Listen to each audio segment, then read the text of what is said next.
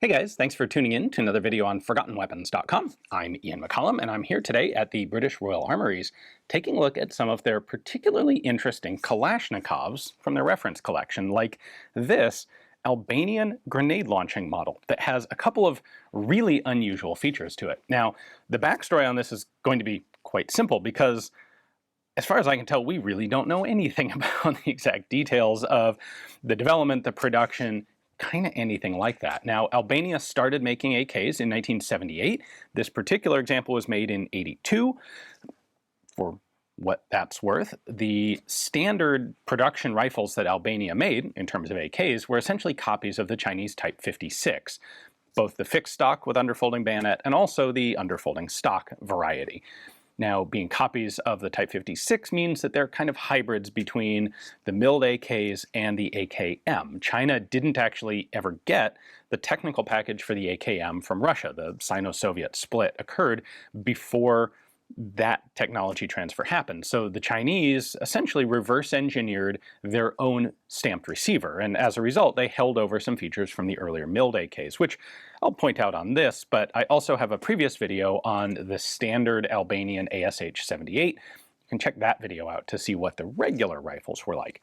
This guy has been specifically given some design features to launch rifle grenades, including, of course, the grenade spigot, the gas cutoff, and a rear sight relocated onto the top cover, which is quite odd, and we'll take a closer look at it right now. So, what they have done is rebuild the rear sight block to no longer have a rear sight on it, and they stick it back here on the top cover. Now, that requires a number of changes to the gun. First off, of course, they now have a flat-topped receiver cover instead of being rounded, so that they can fit this flat rear sight assembly onto it.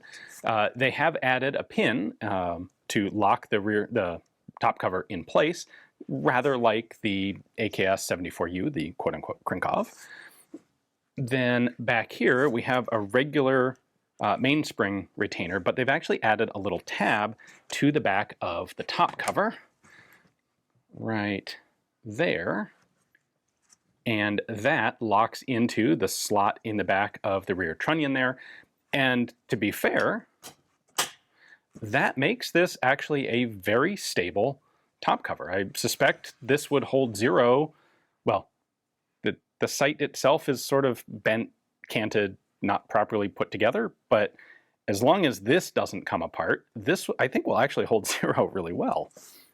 The front sight is sort of the standard Chinese-influenced or Chinese-copied Albanian front sight tower. It is fully hooded, like the Chinese Type 56. And by the way, we have the other Type 56 features, like the early-style vent holes in the gas tube, the offset front rivets instead of front rivets in a line, the single rivets in the trigger guard there. We have our Albanian selector markings of 1 and A, and the whole generally crudely put together construction, chromed internal parts like the Type 56. Anyway, back to the grenade launcher bits. We have a grenade launcher spigot here on the front of the rifle. Typically, something like this will have a wire retaining ring that'll put a little bit of tension on the grenade so that it doesn't slide off if you happen to point the rifle down while you have a grenade on it. However, instead of that, the Albanians went ahead with this clip instead. Now, I haven't seen one of their specific rifle grenades, but it seems to me that this has to be there for the same purpose as a retaining ring. This presumably clamps over, or possibly under, but I suspect over, the end of the grenade and just holds it onto the spigot.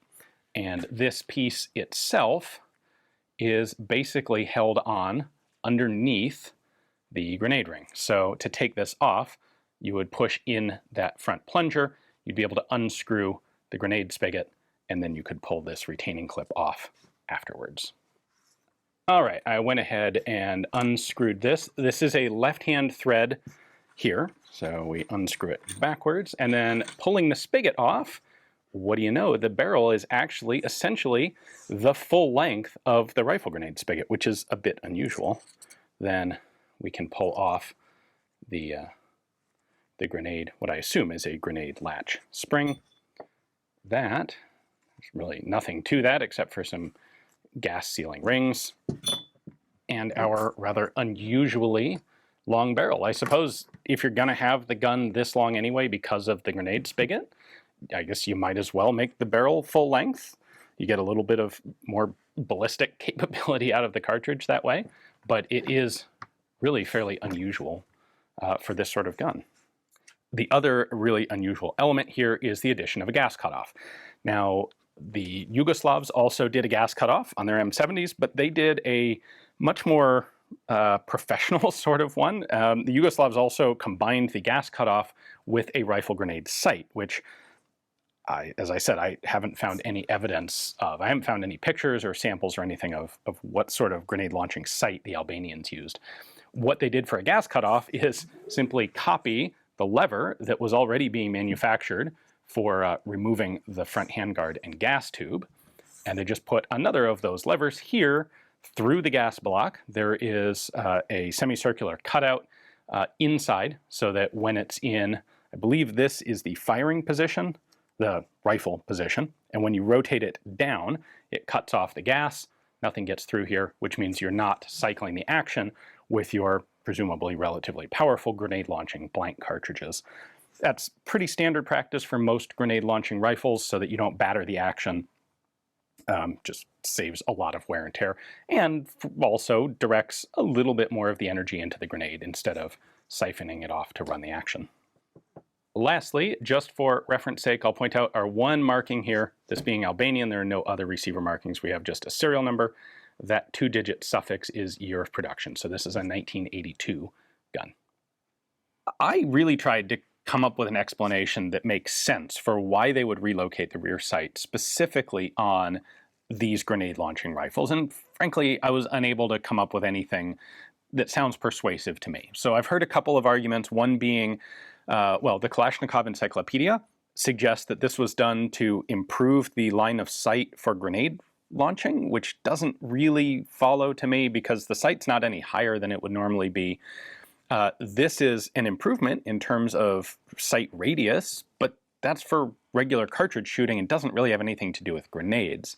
I've been unable to find any reference photo for any sort of grenade launching sight that was used with these rifles. These sights are not going to be particularly relevant for launching rifle grenades. It's possible that these were just done instinctively. You know, you just practice a bit, hold it at the right angle, and off it goes. It's possible they had some sort of clamp on sight without coming across one. I really don't know. I don't have any way to tell. There's also a suggestion that perhaps originally they decide to brace the top cover in place so that it doesn't pop open when launching rifle grenades, similar to how the Yugo M70 series handles this. And then because they're adding a hinge to the rear sight block, there's not space for the rear sight in there anymore, so they just move it back. That's potentially plausible, but seems a little odd. Like, it wouldn't be that hard, I would think, to have a hinge and the rear sight up here, and that would save you a number of other complications down the line. But ultimately, we just don't know. So if you happen to have some ties to the Albanian Ministry of Defense or the Gromsh State Arms Factory, and you know why this was done specifically, let me know down in the comments. I'm not holding my breath, but it'd be really cool to hear from someone who had some firsthand knowledge on this. At any rate, a big thanks to the British Royal Armouries for giving me access to this extremely rare, interesting piece to film for you guys. Hopefully you enjoyed the video. Thanks for watching.